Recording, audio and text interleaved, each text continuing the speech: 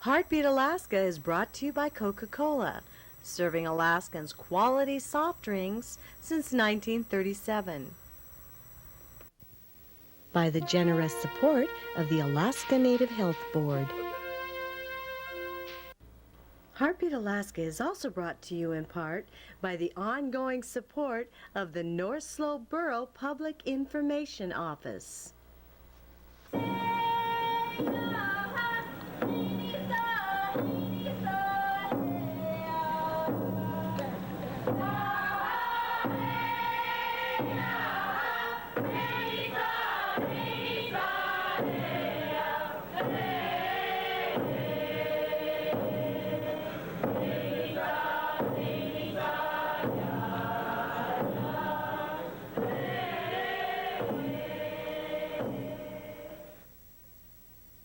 Welcome to Heartbeat Alaska. I'm Jeannie Green, bringing you Native news across the North. I'd like to say hello to every viewer that's watching. Thank you so much for joining me. On today's program, we have the second report from Russian journalist Yuri Kurmyshev. These stories were produced with the help of KYUK-TV in Bethel. One is in English, and the other is in Russian for the benefit of our Russian viewers. The Alaska Native Health Board interview is with us once again. We visit with Roy Huhndorf, the CEO of Cook Inlet Region Incorporated. Plus, we have a report on the closure of subsistence fishing and the Yukon River. All that plus much more. But first, here's Gary Fife with National Native News.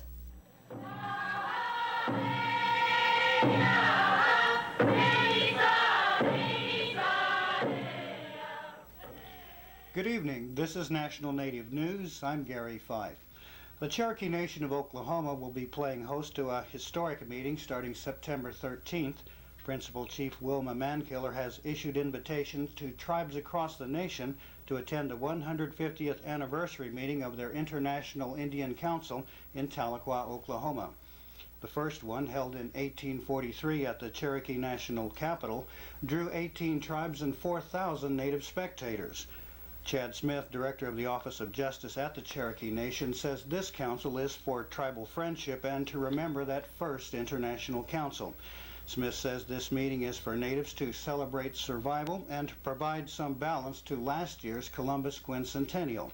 A series of keynote speakers and panel presentations will present Native perspectives on tribal sovereignty, the environment, culture, economics, and Smith says ethnocide. A recent decision by the National Park Service to lift a ban on the sale of fossilized ivory within park buildings could have impacts all across Alaska, from the bush where Alaska Natives harvest it and work with the ivory to the towns and cities where visitors buy it. The proceeds from such sales are an important economic staple for Native craftspeople, and the authenticity of the work will have to be carefully proven before it can be labeled as Alaska Native artistry. The Park Service said it was trying to protect archaeological sites and the integrity of the work. Over 50 Native American delegates participated in a Parliament of World Religions last week in Chicago, Illinois. Noted religious figures such as Tibet's Dalai Lama and other world religious leaders were the level of representation that organizers had in mind. Jim Fenelon, of Standing Rock, Lakota, says the Native American group will remind assembled world religious leaders about the dark side of the history in the United States. Fenelon says Native spiritual leaders will present a vision statement to illustrate the importance of Native American religious belief, and those concerns will be sent on to the United Nations for endorsement. Readers of Working Woman magazine should be closely examining the publication. It's got a new campaign called It's Not Business as Usual Anymore, featuring female executives with a more aggressive theme. One ad features a woman holding a handgun who runs a private investigation agency. Another ad in that series features Wilma Mankiller, Principal Chief of the Cherokee Nation of Oklahoma. The text of the ad reads, "America may not have a woman chief executive yet, but we're very proud to say she has an executive chief." Alaska Governor Wally Hickel has appointed a 10-member commission on rural Alaska Native village economies and needs called RAVEN. The commission will be charged with conducting a survey of the impact to residents of the Yukon-Kuskokwim Delta of the failure of this year's chum salmon run. The commission will report its findings at a March 1994 conference. And finally, after 9 months, the Clinton administration has finally come out with its nominee for the director of the Indian Health Service. The IHS is responsible for meeting the health care needs for federally recognized tribes across the nation. The administration has chosen to promote an insider, Dr. Michael Trujillo, the director of the Portland area office of the Indian Health Service. This is National Native News, and for Heartbeat Alaska, I'm Gary Fife.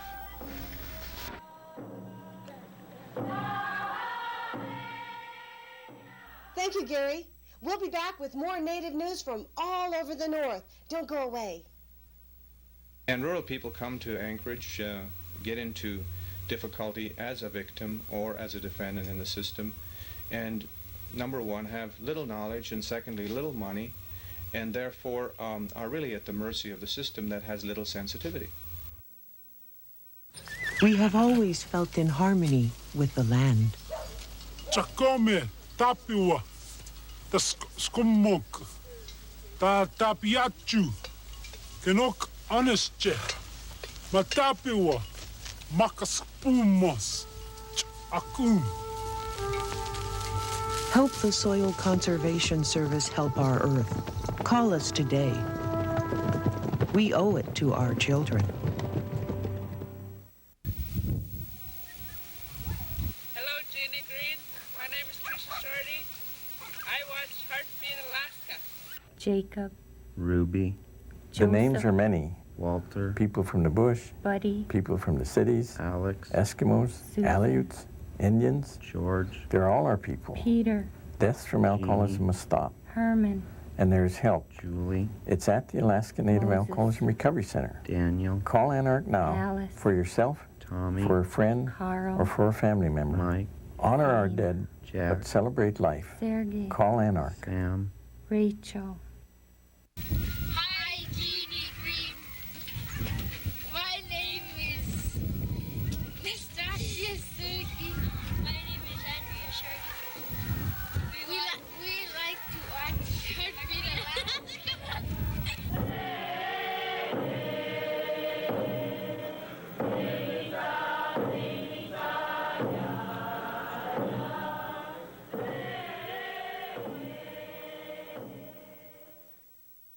Yuri Kurmyshev is a Russian journalist. He works for a television station in Anadyr on the Chukotka Peninsula in Russia. With the help of KYUK-TV, he produced some stories on his perspective of life in America, in particular in Bethel. This week, cab drivers.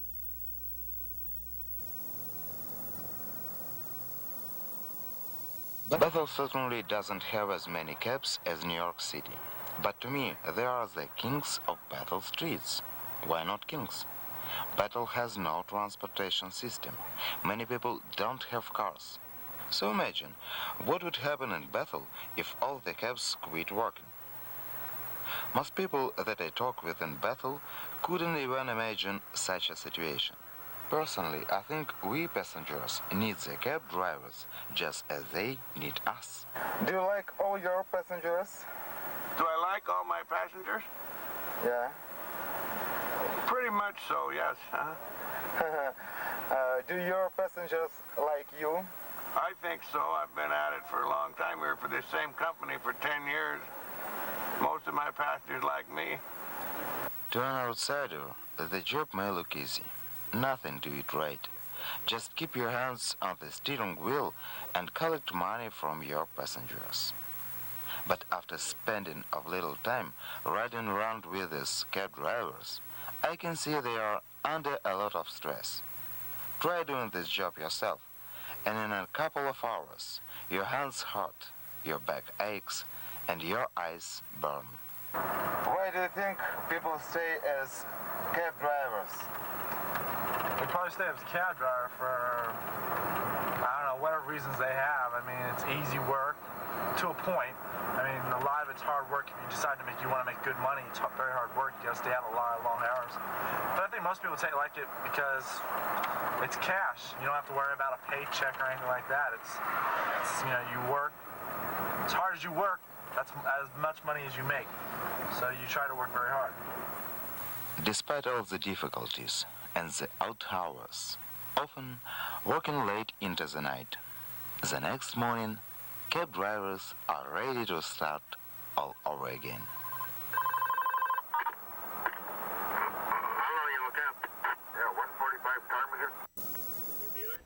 And now Yuri Kurmyshev, the Russian journalist, brings us the same story on the cab drivers in Bethel, this time in Russian for viewers on the Chukotka Peninsula and Nadia and Providenia. В провинциальном Беттеле таксистов, естественно, меньше, чем, скажем, в Нью-Йорке. Но, как и в большом городе, здесь они вполне считаются настоящими королями, а каждый из нас, пассажиров, их свитой. В самом деле, ну чем не короли? Ведь могут и повелевать. Представьте себе, что произойдет в городе, который занимает почти 24 квадратных мили, где нет общественного транспорта, вдруг все такси встанут. Жизнь, конечно, не замрет на месте, но у сотен людей без машин сломаются все планы. Я спрашивал многих беттельцев об этой возможной ситуации. Они даже и представить такого не могут. Да такого и не случится никогда. Я думаю, потому что, как и мы, пассажиры, нуждаемся в таксистах, так и они в нас. Do I like all my passengers? Yeah. Pretty much so, yes.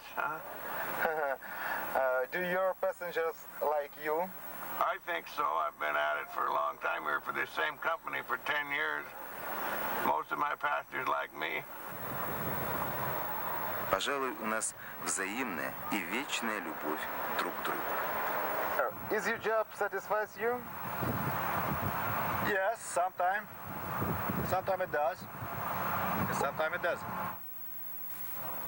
Это только со стороны может показаться, что ничего здесь сложного нет. Сиди себе, крути баранку, получай деньги. Раньше я тоже так полагал и глубоко ошибался.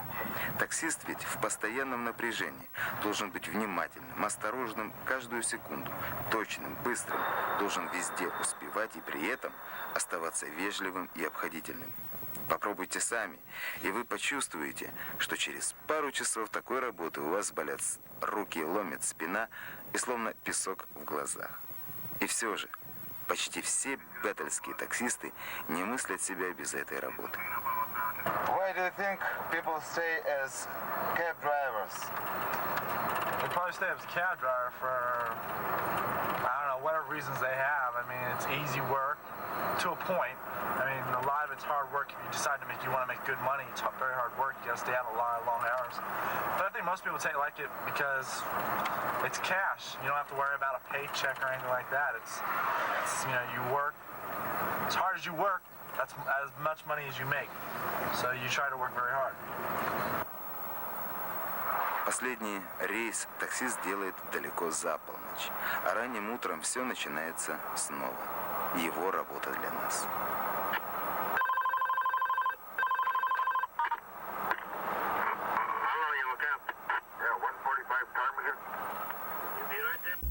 Thank you, Yuri. Yuri Kurmyshev, I trust, is watching this program from Anadyr in the Chukotka Peninsula in Russia. An interesting note, Yuri's programs seem to concentrate on the working man. Last week, he reported on a carpenter, and this week on cab drivers in Bethel. What we might consider commonplace, he considers fascinating. We turn now to subsistence fishing on the Yukon River. It's closed, and the natives are devastated.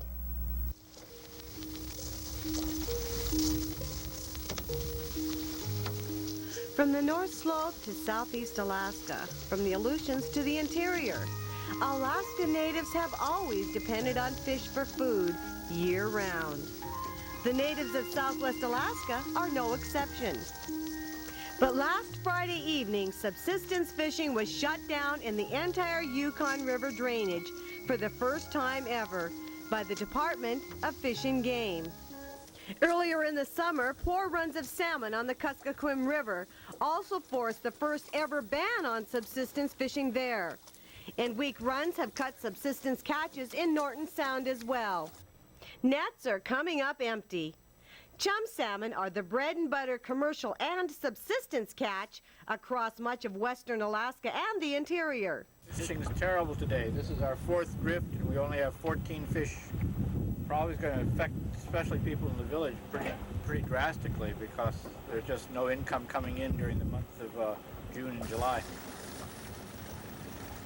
Well, if people have purchased new nets or boats or motors, making those payments is going to be difficult. No one is sure what caused the chum crash. The natives are saying that state budget cuts have meant less resources to manage salmon runs, especially small-scale village fisheries. They also say the large-scale salmon fisheries at the tip of the Alaska Peninsula intercept many chum bound for the Yukon and other village fisheries. State biologists dispute whether many of the fish caught off the peninsula are actually bound for the Yukon, Kuskokwim, and other northern streams. No one is certain why the chum crashed. But with people in several dozen native communities now banned from catching salmon on the Yukon, native leaders across the state are stepping up long-standing criticism of state administration fishery policies. In July, the AFN and several other native groups filed a petition asking the Interior Department to take over management of all subsistence fisheries from the state. The state lawyers are fighting that claim. They dispute that the federal government has any power over navigable waterways and also question whether subsistence rights statewide are protected under federal law. Regardless of whether they are protected or not, native lawyers say subsistence takes are too small to affect other users, except when there are shortages. Under federal law, they argue, subsistence has top priority, and the federal government would have the power to order the state to cut the catches of anyone competing with subsistence users for fish. A meeting between Fish and Game officials and native fishermen has been scheduled for this Wednesday, September 8th in Tanana. Village fishermen from all over the Yukon drainage are invited to attend. A protest is being discussed. We'll be back with more native news from Heartbeat, Alaska, right after these messages.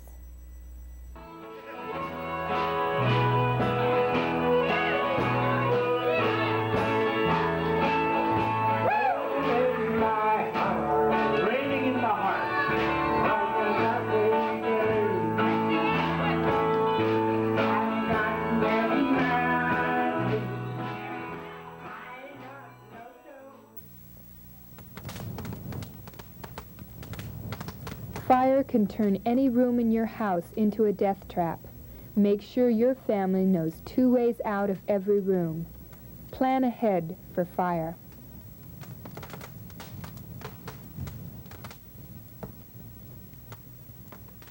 This message was brought to you by the Yukon Kuskokwim Health Corporation as part of the National Community Volunteer Fire Safety Project. If you have news or information from your village or community, please call Heartbeat Alaska, area code 907-563-3507, or fax 907-563-7079. The Alaska Native Health Board interview is up next. There have been 5 deaths reported down south due to hepatitis vaccinations. Ann Walker talks about this and how it might affect or might not affect Alaskans. Today we're talking with Karen Wainwright, a registered nurse who is the Hepatitis B nurse coordinator at Alaska Native Medical Center. And today we're going to be discussing the risks of hepatitis treatment in Alaska. It's recently been reported in the news that several people have died from hepatitis B treatments in the lower 48 states, and possibly there could be more deaths from hepatitis B treatment. Is there any reason for individuals in Alaska to be afraid of receiving treatment for hepatitis B? And there is no reason for individuals getting treatment for hepatitis B in Alaska to be afraid, because we do not use experimental drugs. The story that was carried in the newspaper at the National Institute for Health, they were dealing with experimental drugs.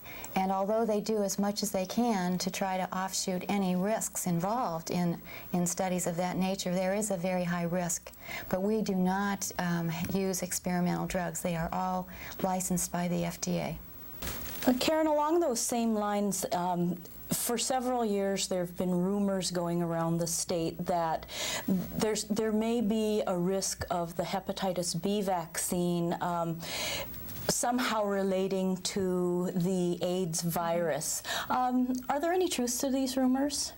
And there are not any truths to these rumors, but you can understand how they did arise. Because the hepatitis B vaccine, the first vaccine, was made in 1981, and we all started hearing about such a disease called AIDS by about 1983. So there were thoughts that perhaps they could link these two. However, after extensive research, scientific research, they have found that there is no way that an individual will contact the AIDS virus through getting hepatitis B vaccine, nor can that person transmit that illness to another person. And these were after extensive testing. There's been a lot of talk this year about hepatitis A and hepatitis B, and particularly the epidemic that's sweeping through Northwest Alaska. And I know that your work is with hepatitis B. Would you shed some light on the difference between the two and what the current status is of hepatitis B in Alaska? Okay, and the change between the two of them is that hepatitis A is a fecal-contaminated food and water. Individuals who are infected with hepatitis A can transmit that infection to others. And how they can do that is if they use the restroom and do not wash their hands carefully with soap and water and then go on to fix food for their family, they can pass that virus into the food, and then the individual will eat the food and ingest the virus. Okay. And I think we've all recently heard of a sandwich shop in Juneau that passed a hepatitis A virus that way because one of the sandwich makers had hepatitis A. And then about 3 years ago in the Peters Creek area, a Slurpee machine was infected, and we had several people who got hepatitis A from that exposure. People feel very ill with it, but it can be a self-limiting disease. In other words, people will get better. It takes about 6 weeks. Mm-hmm. Hepatitis B is different in that it is a blood-to-blood disease. In other words, an individual who has the hepatitis B virus can give that to other people by having contact with their blood. So open wound to open wound, non-carrier to a hepatitis B carrier, can cause that person to become infected. And also, hepatitis B is a sexually transmitted disease. Karen, what steps can our viewing audience take to keep from getting the hepatitis A virus and the hepatitis B virus? And the key way of protecting yourself against the hepatitis A virus would be good hand washing techniques. That is, making sure that one washes their hands after using the restroom and before fixing any food. Thank you, Ann Walker and Karen Wainwright. The message? There's no reason to be afraid of the hepatitis vaccinations. We take a look now at Mr. Roy Huhndorf, an Alaska native, and also the president of Cook Inlet Region Incorporated.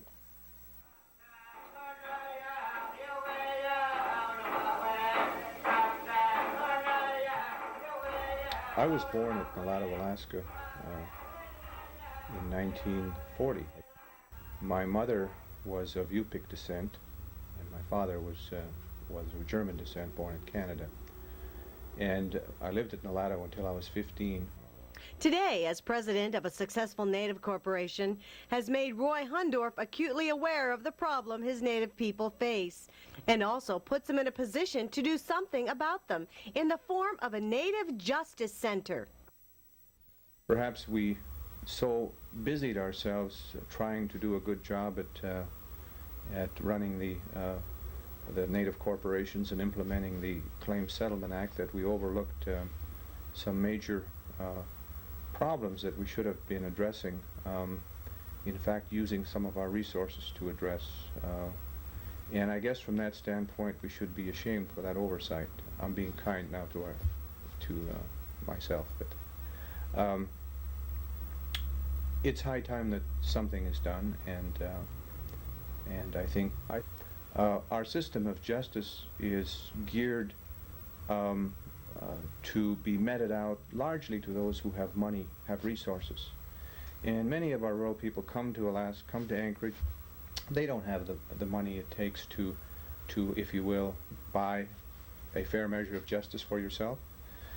I mean, let's face it, that's the way the system is. I abhor it, and I'm sure most Americans do, but that's the way the system works, and unless we can change that, that will be the way it continues to work. He who can hire the best lawyer usually wins his case, right or wrong. And rural people come to Anchorage, get into difficulty as a victim or as a defendant in the system, and number one, have little knowledge, and secondly, little money, and therefore are really at the mercy of the system that has little sensitivity. Roy Huhndorf is hopeful that the Native Justice Center will provide that sensitivity to Native people in need of legal services. A dream of a man who began his life in the native village of Nulato. I make my own dried fish, and whenever I can bum some from friends, I do that. And I like wild game, and I'm a duck hunter as well. One of the things that you learn in the village is to take what you eat, don't take anything else. So I try to do that. But I enjoy the food very much. Yes. I stay in touch. Thank you, Mr. Roy Huhndorf. I'll be interviewing more Alaska Natives in the near future. And speaking of near future, the AFN convention is almost here. I understand that the Tundra Times banquet is going to be wonderful, so make sure you get your tickets. They're available now. For Heartbeat Alaska, I'm Jeannie Green. Join me in the next few weeks where I'm going to be visiting Savunga and also the village of Point Lay. Thank you so much for joining me. See you next week.